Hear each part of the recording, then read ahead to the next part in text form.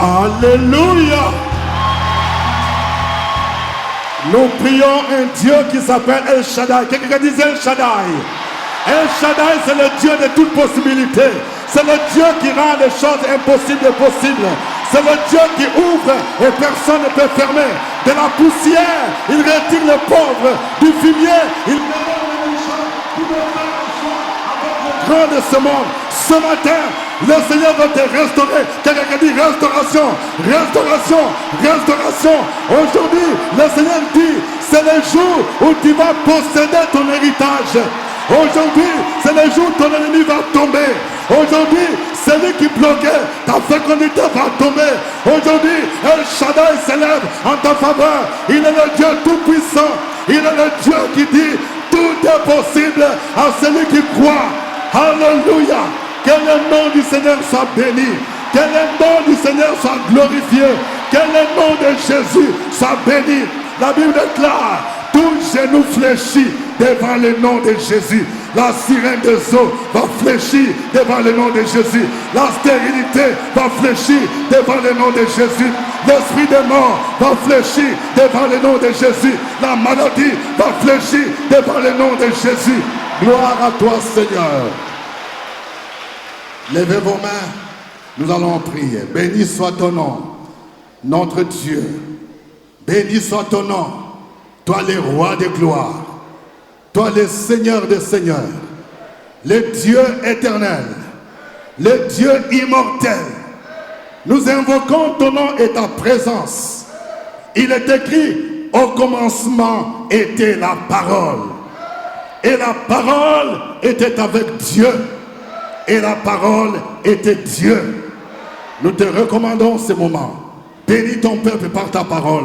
Au nom de Jésus, amen. Veuillez vous asseoir. Je vais vous saluer dans le nom de Jésus. Nous allons saluer tous ceux qui nous suivent maintenant en direct partout dans le monde. Ceux qui nous suivent en France, on va les saluer, on va les saluer. Ceux qui nous suivent en Belgique, ceux qui nous suivent en Allemagne, ceux qui nous suivent, oui, partout dans le monde, au Canada, aux États-Unis, au Maroc, au Congo RDC, au Gabon, partout où vous nous suivez, que Dieu vous bénisse. Nous sommes à notre rencontre spéciale OSB Restauration. Le thème, lève-toi pour posséder ton héritage. Est-ce que quelqu'un peut dire, lève-toi pour posséder ton héritage? Encore une fois, lève-toi pour posséder ton héritage. Nous allons lire dans Josué chapitre 1, versets 1 à 3. Josué chapitre 1, versets 1 à 3. Après la mort de Moïse, serviteur de l'Éternel, l'Éternel dit à Josué, fils de Nun, serviteur de Moïse, Moïse, mon serviteur, est mort. Maintenant, lève-toi, passe ce Jourdain, toi et tout ce peuple, pour entrer dans le pays que je donne aux enfants d'Israël. Tout lieu que foulera la plante de votre pied, je vous le donne, comme je l'ai dit à Moïse.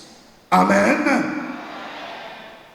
La Bible déclare que lorsque nous donnons notre vie à Jésus, nous changeons d'identité. Quand tu as donné ta vie à Jésus, tu as changé d'identité. Avant, tu étais un esclave, mais la Bible déclare que tu deviens un héritier de Dieu et un co-héritier avec Jésus-Christ. Quelqu'un dit, je suis héritier de Dieu et co-héritier avec Jésus-Christ. Et en tant qu'héritier de Dieu, nous sommes appelés à régner avec Jésus. Il y a un héritage que Dieu a préparé pour nous. Évidemment, il y a un héritage au ciel. Mais nous avons aussi sur la terre l'héritage que Dieu nous a promis. Ce sont des bénédictions que Dieu nous a promises. C'est ton travail. c'est ton concours, c'est ta nouvelle maison, c'est ta nouvelle voiture, c'est le visa, c'est le mariage, c'est la fécondité, c'est l'élévation, c'est ton héritage. Lorsque Dieu t'a fait une promesse, il va te bénir, c'est ton héritage. Mais je vais vous dire une chose. Lorsque Dieu te fait la promesse, tu as ta part. Dis à ton voisin, tu as ta part. Dieu peut te dire, mon fils, je te destine à être propriétaire de maison, à être propriétaire d'entreprise. Je te destine à être maire. Je te destine à être ministre. Je te destine à être ambassadeur. Je te destine à être une grande femme d'affaires. Ça, c'est la promesse. Mais le Seigneur veut que tu entres toi-même en possession de ton héritage. Tu dois t'élever. Quelqu'un dit, tu dois t'élever. Il faut que tu t'élèves. Ce matin, le Seigneur te dit, tu dois t'élever pour posséder ton héritage. Parce qu'il y a des moments où Dieu te fait la promesse, mais ton héritage est occupé. Il y a des géants qui occupent ton héritage. C'est ce qui s'est passé au temps de Josué. Dieu a promis à Israël d'entrer dans Canaan. C'est la terre promise. C'est l'héritage. Le pays où coule le lait et le miel. Ça, c'est l'héritage. Mais après la mort de Moïse, Josué, c'est lui qui devrait conduire Israël à entrer dans l'héritage, dans Canaan. Alléluia. Lève-toi. Pour que les promesses de Dieu s'accomplissent, tu dois t'élever. Quelqu'un dit, tu dois t'élever. Si tu dors toujours, si tu ne pries pas, tu n'entreras pas en possession de ton héritage. Nous allons voir 4 mots-clés, 4 étapes qui vont te permettre de posséder ton héritage. Le premier pas, ou le premier mot-clé, c'est maintenant. Quelqu'un dit c'est maintenant. Vous voyez, le texte dit, après la mort de Moïse, serviteur de l'Éternel. L'Éternel dit à Josué, fils de Nun, serviteur de Moïse, Moïse, mon serviteur, est mort. Maintenant. Quelqu'un dit maintenant. Maintenant. Il dit, c'est le temps de te lever. C'est le temps de ta bénédiction. C'est le temps de ta gloire. Il dit maintenant. Il ne dit pas demain. Il ne dit pas l'année prochaine. Il ne dit pas en 2023. Il ne dit pas en 2024. Il ne dit pas en 2050. Il dit maintenant. Maintenant. Tu dois t'élever. C'est maintenant. C'est le temps d'entrer dans ton mariage. C'est maintenant. Quelqu'un dit c'est maintenant. C'est maintenant. Je dis à quelqu'un, tu tardes beaucoup pour commencer à travailler. Le Seigneur te dit c'est maintenant. Quelqu'un dit c'est maintenant. Je suis en train de te dire à quelqu'un, oui, c'est maintenant où le Seigneur veut que tu aies ta voiture pour commencer à faire Yango. C'est maintenant que tu dois être propriétaire de ta voiture. C'est maintenant que tu dois entrer en possession de ton terrain. Il y a longtemps, tu es resté comme locataire. Le Seigneur dit maintenant, tu ne dois plus être locataire, tu dois être propriétaire. Tu dois être propriétaire. Maintenant. C'est maintenant où tu dois finir ta maison. Tu as commencé de construire ta maison. Tu as commencé de bâtir ta maison. Tu te dis, je n'ai pas d'argent. Le Seigneur te dit, l'argent lui appartient. L'or lui appartient. C'est maintenant. Cette année, le Seigneur te dit, il faut te lever. Parce que moi, je te destine à être propriétaire de maison. Moi, je te destine à entrer dans ta maison. Moi, je te destine à déménager. Ça fait longtemps. Tu vis dans un studio. Tu vis dans un train couché. Le Seigneur te dit, tu vas déménager. Parce que tu es héritier. Tu dois déménager pour entrer dans une maison qui est plus grande. Tu dois déménager pour occuper une villa. C'est maintenant. On a bloqué ton héritage. Ça fait longtemps que ton papa est mort. Les sorciers sont assis sur la maison que ton père a laissée. Ils sont assis sur la maison que ta mère a laissée. Le Seigneur dit, c'est maintenant que tu dois te lever. Moi, Jéhovah Tchikenu, maintenant, tu dois te lever. Ce n'est pas après-demain, ce n'est pas l'année prochaine, c'est maintenant. C'est le temps de Dieu, c'est le temps Kairos. Je viens dire à quelqu'un, Oui, ça fait longtemps que tu t'es marié, tu n'as pas d'enfant. Ça fait plus de 10 ans. Le Seigneur dit, ce qu'il a fait avec Sarah, il dit c'est maintenant. C'est maintenant, je te donne un garçon. Maintenant, je te donne une fille. Maintenant, j'ouvre les portes à fécondité. Car c'est moi l'Éternel. Je change la stérilité en fécondité. C'est maintenant. C'est maintenant. C'est maintenant. Je suis venu dire à une jeune fille, tu cherchais une bourse pour aller étudier en France. Tes parents n'ont pas de moyens. Le Seigneur te dit maintenant, tu dois te lever. Maintenant, moi, j'ai déjà prévu une bourse pour que tu ailles étudier en France. J'ai déjà prévu une bourse pour que tu ailles étudier au Canada. C'est maintenant les Kairos, les temps favorables de Dieu. C'est les Kairos. Je suis venu dire à quelqu'un, tu n'es pas venu accompagner les autres. Si dans ta famille, les gens te disent que toi tu échoueras, mais je suis venu te dire ce matin, tu n'échoueras pas. Ta vie n'est pas un échec. Maintenant, le Seigneur veut changer ton échec en succès. Maintenant, le Seigneur veut changer ton humiliation en gloire. Tu as toujours été humilié. Tu as toujours été le dernier. Tu as toujours été écrasé. Le Seigneur te dit maintenant, je veux mettre fin à ton humiliation. Maintenant, je veux mettre fin, oui, à ta pauvreté. Maintenant, je veux mettre fin à ton esclavage. Tu as toujours été dominé par les autres. Tu as toujours été esclave. Mais moi, l'Éternel, je dis c'est maintenant. Maintenant, tu dois te lever pour posséder ton héritage. Tu dois te lever. Le Seigneur ne t'a pas destiné pour être le dernier. La gloire lui appartient. L'or lui appartient. L'argent lui appartient. Au nom de Jésus, quel que soit ton âge, tu as dépassé 40 ans. Mais le Seigneur te dit maintenant, je t'ouvre les portes du mariage. Maintenant. Même si tu as déjà eu un enfant, même si tu as déjà eu 2 enfants, le Seigneur te dit maintenant, maintenant, moi je vais te réhabiliter, maintenant. En grec, il y a 2 temps. Il y a le temps chronos et le temps kairos. Le temps chronos, c'est le temps chronologique. Le temps kairos, c'est la saison. C'est la saison favorable. Dieu dit à Josué, maintenant, maintenant. Oui, c'est le temps favorable. Ce matin, je suis venu dire à quelqu'un, c'est le temps Kairos, c'est ma saison, c'est ta saison. Quelqu'un dit, c'est ma saison, c'est ma saison, c'est ta saison. Au nom de Jésus, le Seigneur a entendu toutes les prières que tu lui as adressées. Le Seigneur ne t'a pas oublié, il dit maintenant, maintenant, moi j'ouvre les portes. Maintenant, je te fais passer de l'humiliation à la gloire. La Bible dit, dans 2 Corinthiens 6, verset 2, car au temps favorable, j'étais exaucé. Au jour du salut, j'étais secouru. Voici maintenant les temps favorables.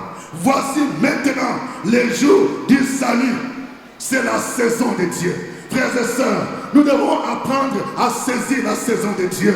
Au lieu de dormir, au lieu de pleurer, le Seigneur te dit c'est maintenant. C'est la saison où j'ai préparé pour te bénir. C'est la saison que j'ai prévu pour te restaurer, pour te rétablir. Quel que soit le temps, le Seigneur accomplit toujours sa promesse. Mais nous devons saisir le temps qu'il a prévu pour nous. Quand nous lisons Josué chapitre 14, versets 10 à 14. Josué 14, 10 à 14. Maintenant, voici l'Éternel m'a fait vivre. Comme il a dit, il y a 45 ans que l'Éternel parlait ainsi à Moïse, lorsqu'Israël marchait dans le désert. Et maintenant, voici, je suis âgé aujourd'hui de 85 ans. Je suis encore vigoureux comme au jour où Moïse m'envoya. J'ai autant de force que j'en avais alors, soit pour combattre, soit pour sortir et pour entrer. Donne-moi donc cette montagne dont l'Éternel a parlé dans ce temps-là. Car tu as appris alors qu'il se trouve des Anakim et qu'il y a des villes grandes et fortifiées. L'Éternel sera peut-être avec moi et je les chasserai comme l'Éternel a dit. Josué bénit Caleb, fils de Jéphuné, et lui donna Hébron pour héritage. Vous voyez l'exemple de Caleb. Caleb a reçu la promesse de la part de Dieu que tu dois posséder la montagne de Hébron. 45 ans se sont écoulés. Caleb, il avait toujours en vue. Il savait que Dieu est fidèle. Je vais dire à quelqu'un, si Dieu t'a fait des promesses, quel que soit le temps, ces promesses s'accompliront. La Bible dit que Dieu n'est pas un homme pour mentir, ni fils de l'homme pour se repentir. Ce qu'il promet, il le réalise. Ce qu'il ordonne, il exécute. Dis à ton voisin, ton âge n'empêchera pas Dieu de te bénir.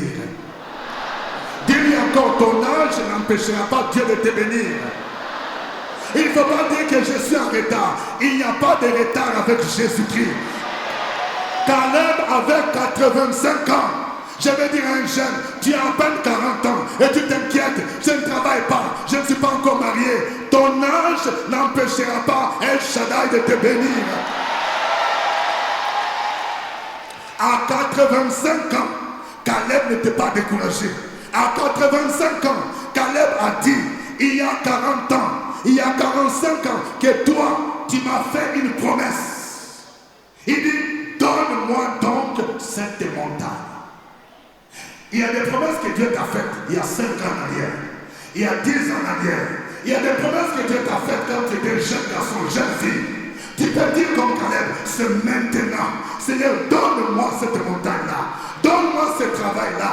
Donne-moi cette voiture-là. Au nom de Jésus. Donne-moi mon Yango. Quelqu'un dit Yango. Yango. Iber. C'est maintenant. C'est maintenant. Dieu veut te bénir.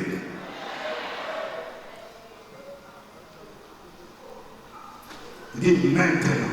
Ça, c'est le premier mot. Deuxième pas. Il dit lève-toi. Quelqu'un dit lève-toi. Une fois que tu comprends que c'est la saison de Dieu, tu dois bouger. Tu dois t'élever. Dieu dit à Josué, maintenant, c'est ta saison. C'est le temps où tu dois entrer en Canaan. Alors, pour cela, il faut t'élever. S'élever, c'est un verbe de mouvement. C'est-à-dire que tu es quelque part, tu te dis, là où je suis, ce n'est pas normal. Je dois bouger. Quelqu'un dit, je dois bouger. Josué était assis dans l'humiliation. Josué était assis en train de pleurer, en train de faire funérailles. Je suis venu dire à quelqu'un, il y a un temps pour toutes les choses. Il y a un temps pour pleurer, il y a un temps pour se réjouir. Il y a un temps d'humiliation, il y a un temps de gloire. Je suis venu dire à quelqu'un, tu as pleuré. Dieu ne t'a pas appelé pour que tu puisses faire funérailles. Si cette année, tu n'as fait qu'enterrer les gens de ta famille, le Seigneur te dit, maintenant, c'est fini le temps de funérailles. C'est fini maintenant. C'est fini maintenant. C'est fini maintenant. Dieu ne t'a pas donné un vêtement de deuil. Si tu as porté le vêtement de deuil, il faut dire je déchire le vêtement de deuil. Je déchire le vêtement de deuil. Toi qui ne fais que pleurer, tu pleures parce que tu as perdu ta mère. Tu pleures parce que tu as perdu un parent. Le Seigneur te dit maintenant, c'est le temps de réjouissance. Josué était en train de pleurer. Moïse est mort. Moïse est mort. Je vais faire comment? Moïse est mort. Dieu dit, ce n'est plus le temps de pleurer. Maintenant, tu dois t'élever. Tu dois quitter l'humiliation. Ce n'est plus le temps de te coucher par terre. Je suis venu dire à une jeune dame, tu es veuve, tu as perdu ton mari, ça fait 3 ans. Jusqu'à quand tu vas continuer avec le veuvage. Le Seigneur te dit, enlève tes habits de veuvage. Maintenant, moi, je veux que tu puisses reprendre ta vie. Moi, je te destine à la gloire. Enlève les habits de deuil. Enlève les habits d'humiliation. Je te destine à la gloire. Maintenant, lève-toi. Tu dois t'élever pour entrer dans ton héritage. Il y a un temps de chômage, mais il y a un temps pour travailler. Il y a un temps de célibat, mais il y a un temps aussi de mariage. Tu dois t'élever. Dans la Bible, vous allez voir, chaque fois que le Seigneur voulait agir dans la vie de quelqu'un, il lui demandait de s'élever. La belle-mère de Pierre, la Bible dit que la belle-mère de Pierre était couchée parce qu'elle avait la fièvre. La Bible nous dit, s'étant approché, il la fit lever en lui prenant par la main et à l'instant la fièvre la quitta. Puis elle se leva pour le servir. Amen. À l'instant, tu dois te lever. Toi qui es là, toujours pour pleurer, tu es là pour t'apitoyer, pour dire, moi je suis l'échec. Le Seigneur te dit maintenant, tu dois te lever. La Bible nous parle d'un aveugle mendiant. Il s'appelait Bartimée. Bartimée, il était toujours assis au bord du chemin, dans la mendicité, dans la pauvreté. Quand il a entendu parler de Jésus, il a crié, Fils de David, aie pitié de moi.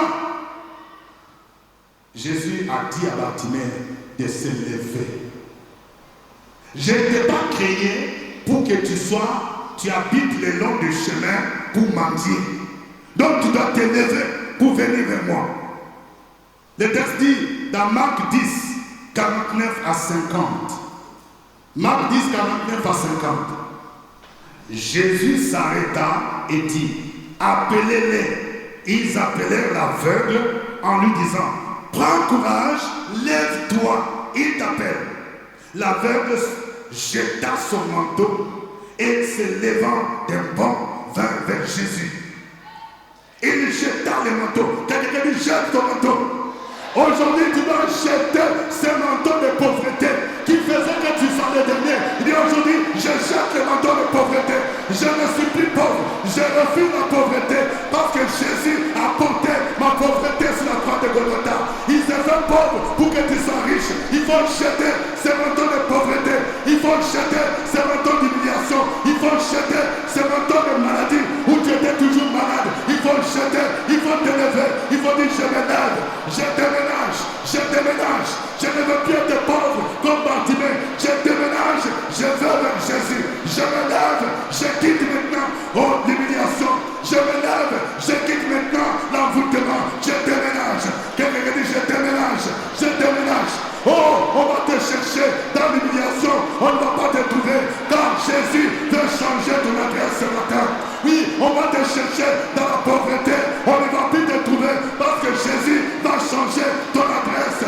On va te chercher dans les gangs, dans les vols, dans les avortements. On ne va plus te trouver parce que Jésus va changer ton adresse. Il dit, jeune fille, tu ne dois plus te prostituer. Change d'adresse. Je te destine à être une femme. Je te destine à être mariée. Change d'adresse. Je suis venu dire à quelqu'un, tu n'es pas obligé de te prostituer. Tu n'es pas obligé de vivre dans la débauche. Jeune fille, vous qui vivez dans la débauche, le diable vous trompe. La Bible déclare que votre corps est le temple du Saint-Esprit. N'allez plus dans les maquis, n'allez plus dans les hôtels. Les uns disent, lève-toi. Tu dois te lever parce qu'il a déjà préparé un mari pour toi. Abandonne le mari d'autrui. Abandonne la vie de maîtresse. Lève-toi. Tu dois déménager. Tu dois quitter la position dans laquelle tu es. Et la gloire de Dieu sera là. Tu dois te lever. Celui qui se lève, il doit accepter de quitter quelque chose. Celui qui se lève doit accepter d'abandonner quelque chose. Celui qui se lève, tu étais un ivrogne. Les uns te disent, lève-toi. Regarde combien d'argent tu as fini dans l'ivrognerie. Tu dois te lever. Je te destine à être un serviteur de Dieu. Je te destine à être prophète. Je te destine à être prophétesse. La Bible dit, ne vous enivrez pas de vin, c'est la débauche, mais soyez remplis du Saint-Esprit. Ce n'est pas ton adresse. Tu dois te lever parce que moi, je veux t'utiliser. Jeune garçon, toi tu étais un broudeur. Le Seigneur te dit, Jésus dit, il te localise ce matin. Il te localise ce matin. Il te localise ce matin. Il dit, tu dois te lever. Tu dois venir vers Jésus pour le servir. Tu dois venir vers lui. Comme Bartimée, il s'est levé. Il a jeté les motos. Pour entrer dans ton héritage, tu dois te lever. Troisième pas. Pour entrer dans ton héritage, il faut passer les Jourdains. Quelqu'un dit, passe ces Jourdains. Les Jourdains étaient un fleuve. Les Jourdains représentent les obstacles. Tu ne peux pas entrer en possession de ton héritage sans qu'il y ait opposition. Il y aura toujours opposition. Il y aura des obstacles devant toi. Au temps de Moïse, c'était la mer Rouge. La mer Rouge qui était là. Il fallait traverser la mer Rouge. Et Dieu a dit à Moïse, lève ta mèche. Les Égyptiens que vous voyez maintenant, vous ne les verrez plus jamais. Il a levé sa mèche. Et la mer a reculé. Et ce matin, le Seigneur te dit, ton Égyptien que tu vois maintenant, chômage que tu vois maintenant, tu ne verras plus jamais. Fibrome que tu vois maintenant qui te fatigue, tu ne verras plus jamais. Sorcellerie dans ta famille qui bloque les gens, tu ne verras plus jamais. Mari de nuit qui te fatigue, femme de nuit, tu ne verras plus jamais. Parce que le Seigneur te dit, ton Jourdain va reculer. Passe ces Jourdains. Quelqu'un dit, je passe les Jourdains. Lorsque tu marches avec Jésus, tu ne dois pas avoir peur des obstacles. Il y avait les Jourdains, il y avait la muraille de Jéricho. Mais le Seigneur dit à Josué, lève-toi, passe ces Jourdains. Lorsque tu veux te marier, il y a des gens qui vont s'opposer. Les Jourdains s'appellent la conjoncture. On dit, il n'y a pas d'argent. Il n'y a pas d'argent pour l'autre. Il n'y a pas d'argent pour l'OSSI. Le Seigneur dit, c'est les Jourdains. Quelqu'un dit, je passe les Jourdains. Je passe les Jourdains. Je passe les chômages. Je passe la maladie. Je passe. Ça, c'est les Jourdains. L'opposition qui est dans ta famille, c'est un Jourdain. Le Seigneur dit, il faut passer. Il dit, je passe. Quelqu'un dit, je passe. Je passe. Je traverse. Je traverse. Je traverse. Au nom de Jésus, je traverse. David dit, quand je marche dans la vallée de l'ombre de la mort, je ne crains aucun mal. Tu dois marcher, tu dois traverser les Jourdains. Quelqu'un dit, je traverse. Avec Jésus, je traverse. Je traverse. Je traverse. Je ne vais pas rester au même niveau. Je passe le Jourdain. Je passe le Jourdain. Je pars en destination de mon canal. Je passe les Jourdains pour posséder mon héritage. Je passe les Jourdains pour entrer en possession de ma bénédiction, de ma gloire. Gloire au Seigneur. Gloire au Seigneur. Merci Seigneur. Alors, pour traverser les Jourdains, il y avait des préalables. Quelqu'un dit des préalables. Premier préalable, c'est la sanctification. Quelqu'un dit la sanctification. On ne traverse pas les Jourdains comme ça. Écoutez ce que le Seigneur a dit à Josué. Josué dit au peuple, nous sommes dans Josué chapitre 3, à partir de 6. Josué dit au peuple, sanctifiez-vous, car demain l'Éternel fera des prodiges au milieu de vous. Et Josué dit aux sacrificateurs, portez l'arche de l'alliance et passez devant le peuple. Ils portèrent l'arche de l'alliance et ils marchèrent devant le peuple. L'Éternel dit à Josué, aujourd'hui je commencerai à t'élever aux yeux de tout Israël, afin qu'ils sachent que je serai avec toi comme j'ai été avec Moïse. Amen. Josué dit, sanctifiez-vous. C'est-à-dire abandonner les péchés. Abandonner le mensonge qui te fatigue. Il faut abandonner. Comment veux-tu que tu entres dans ton héritage pendant que tu vis encore dans la compromission? Tu vis dans le mensonge. Le père du mensonge, c'est Satan. Pourquoi tu dois mentir?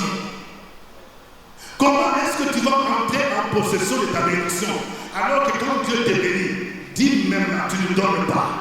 Tu dis vraiment ça ne suffit pas. Tu trompes Dieu alors qu'il te bénit. Comment veux-tu entrer en possession de ton héritage pendant que tu vis encore dans la débauche, dans le concubinage, dans l'ivrognerie, dans l'orgueil? Le Seigneur dit, sanctifiez-vous. La sanctification, c'est la séparation d'avec les péchés. Il y a deux dimensions de sanctification. Il y a la dimension positionnelle. Quand j'accepte Jésus, je suis sanctifié de par ma position en Jésus. Mais il y a la sanctification progressive. Je dois continuer à me sanctifier, à m'éloigner du péché.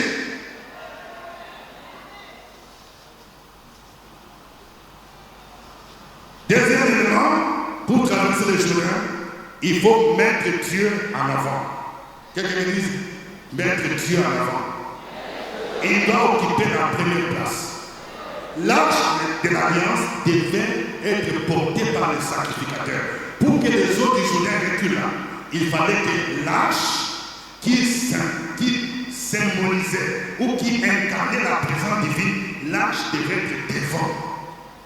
Il y a des gens qui ont mis Jésus à l'arrière et eux-mêmes sont devant. Alors il te dit, bon, comme c'est toi-même, tu dis, tu as la solution, je te laisse. La Bible dit, au commencement, Dieu. C'est Jésus qui doit être au devant de toutes choses.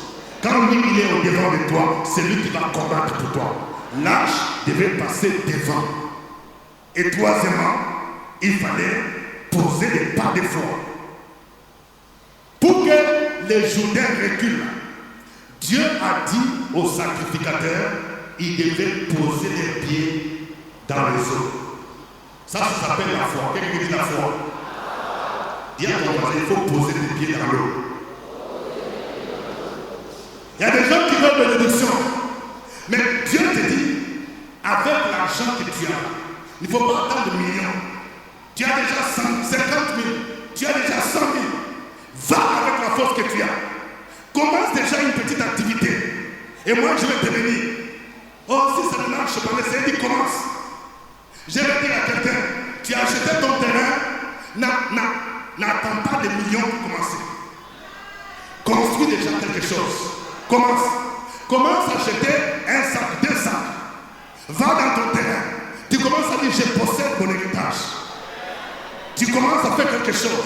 Vous voyez, c'est ça la foi. La foi, c'est quoi par définition? La foi est une ferme assurance des choses qu'on espère, une démonstration de celles qu'on ne voit pas. Et quand tu poses des pas de foi, tu prends le risque. Je vais dire à une dame, tu veux que Dieu te donne des millions pour tes affaires. Mais le Seigneur te dit, tu n'as peut-être que tu as tout de fait en réserve, tu as 200 000. Le Seigneur te dit, l'argent que tu as, pose une action de foi. Et tu vas voir.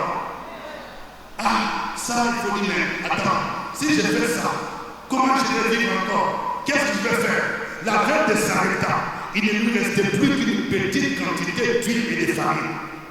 Mais quand Élie est parti, poussé par l'Esprit de Dieu, il lui dit, prépare-moi d'abord pour moi, c'est-à-dire pour Dieu qui m'a envoyé. Ainsi parle l'Éternel, la quantité de farine et la quantité d'huile ne manquera jamais. Donc cette femme devait prendre les risques. Elle a pris les risques parce qu'elle a cru à la parole de Dieu. Si tu crois que c'est Dieu qui bénit, si c'est lui qui te bat, il te dit de faire quelque chose, prends les risques et tu vas voir. C'est quand les sacrificateurs ont posé les pieds dans l'eau que maintenant les Jourdains ont reculé et ils ont traversé à sec. Sans la foi, il est impossible d'être agréable à Dieu. Sans la foi, tu ne peux pas entrer en possession de ton héritage. Sans la foi, tu ne peux pas voir la gloire de Dieu. Marie et Marthe étaient devant le tombeau de Lazare. Jésus vient, il dit ôtez la pierre. Ils ont commencé à dire, mais il sent déjà. Mais Jésus dit, n'ai-je pas dit que si tu crois, tu verras la gloire de Dieu. Si tu crois, tu dois poser une action de foi. Il faut poser tes pieds dans l'eau. Il faut faire quelque chose qui démontre à Dieu que tu as la foi. Et quand tu vas faire cela, tu verras la gloire de Dieu. La Bible dit, quand les sacrificateurs qui portaient l'arche furent arrivés au Jourdain et que leurs pieds se furent mouillés au bord de l'eau, les Jourdains regorgent par-dessus toutes ces rives. Tous les temps de la moisson, les eaux qui descendent d'en haut s'arrêtèrent et s'élevèrent en un monceau à une très grande distance près de la ville d'Adam qui est à côté de Satan. Et celles qui descendent vers la mer, la plaine, la mer salée, furent complètement coupées. Le peuple passa vis-à-vis de Jéricho. Amen. Le Seigneur dit, il donne une promesse. Si tu traverses les eaux, je serai avec toi. Et les fleuves, ils ne te submergeront point. Si tu marches dans le feu, tu ne te brûleras pas et la flamme ne t'embrasera pas. Ésaïe 43, verset 2. Il y a un Jourdain qui est devant toi. Le Seigneur te dit, même si tu marches dans l'eau, je serai avec toi. Amen. Et maintenant, à la fin, tu dois prendre possession. Après avoir traversé le Jourdain, tu vas prendre possession. Quelqu'un dit prendre possession. Prendre possession, c'est-à-dire, tu dois t'emparer.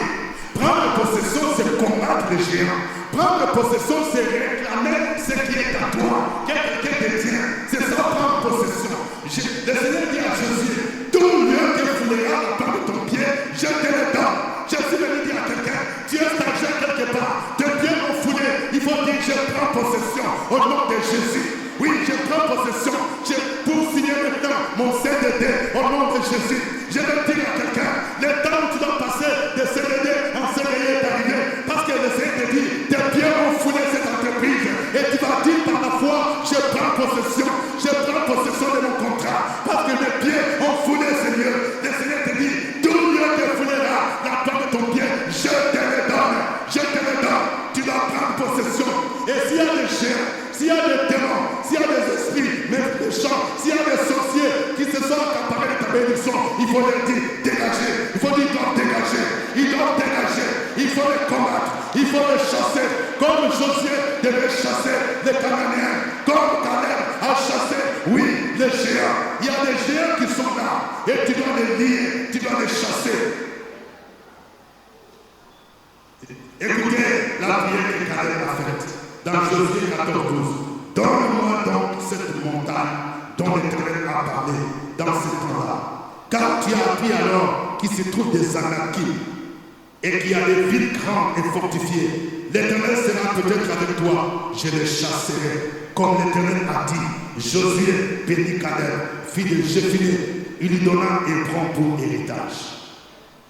Les géants qui occupent ta maison, on m'a dit, à des plateaux là, il y a des grandes maisons où les gens ils ont construit, ils ont coulé d'âme. Ta propre maison, depuis que tu as mis gardien, on dit le gardien est devenu propriétaire. Tu n'as même pas le courage de visiter ta maison. Et on m'a dit qu'il y a des gens qui font médicaments. Quelqu'un dit, je me lève ce matin. Il y a un esprit qui t'empêche d'achever. Tu as coulé d'âme. Tu attends quoi pour continuer maintenant? 1 plus 1, 1 plus 2. Il y a un géant, il y a quelqu'un spirituellement qui occupe ton terrain, qui occupe ta maison. Et ce matin, le Seigneur te dit, tu dois te lever, tu dois lier l'homme fort. Quelqu'un dit, je me lève pour lier l'homme fort. Je me lève pour lier l'homme fort qui bloque ma fécondité, qui bloque ma maison. Je me lève pour lier l'homme fort qui bloque mon stage, qui bloque ma nomination. Je me lève, il faut lier l'homme fort. Il faut lier cet homme fort. Il faut le faire tomber. L'homme fort qui t'empêche de voyager. L'homme fort qui s'oppose à ton visa. Des regroupements familiales. Il faut te lever. Il faut dire, je me lève. Je me lève. Cet homme fort est lié. Cet homme fort est terrassé. Au nom de Jésus, je possède. Je possède maintenant. Je possède mon travail. Je possède ma nomination. Je possède mes biens. Je possède ma fécondité. Je possède mon élévation. C'est le temps de Dieu. L'homme fort doit être lié. L'homme fort doit être lié. L'homme fort doit être tombé. Il tombe maintenant. Il tombe maintenant. Il tombe maintenant. Celui qui empêchait ta famille de prospérer, il tombe maintenant. Il tombe maintenant. Au nom de Jésus. Il tombe maintenant. Il tombe maintenant. Au nom de Jésus. Lève-toi. Lève-toi. C'est maintenant. C'est maintenant ta saison. C'est maintenant le temps de gloire. C'est maintenant le temps de visitation. C'est maintenant le temps où le Seigneur te dit, je suis là mon fils. Je suis là. Je suis là maintenant. C'est le temps où tu dois déménager. Tu dois quitter l'humiliation. Tu dois quitter l'esclavage. Tu dois quitter la pauvreté pour posséder ton héritage. C'est le temps où tu dois jouir de ton héritage. Oh, gloire à toi, Seigneur. Gloire à toi, Seigneur. Gloire à toi, Seigneur. Gloire à toi, Seigneur. Alléluia, alléluia, alléluia, alléluia, alléluia, alléluia. Oh, merci, Seigneur. Merci, Seigneur. Alléluia, alléluia. Bénis le nom du Seigneur. Notre Dieu s'appelle El Shaddai. Il s'appelle El Shaddai. Ce matin, il dit, je viens mettre fin au règne de ta souffrance. Je viens mettre fin au règne de ta domination. Alléluia, alléluia, alléluia. Lève tes mains, bénis le Seigneur. Glorifie le nom de Jésus, adore-le, parce qu'il est là présent. Adore-le. Le Saint-Esprit est en train de visiter quelqu'un ce matin. Le Saint-Esprit est en œuvre maintenant. Il a dit, c'est le temps de ta visitation. C'est le temps de ton Jésus. J'ai dit là, cette onction de gloire, cette onction de gloire.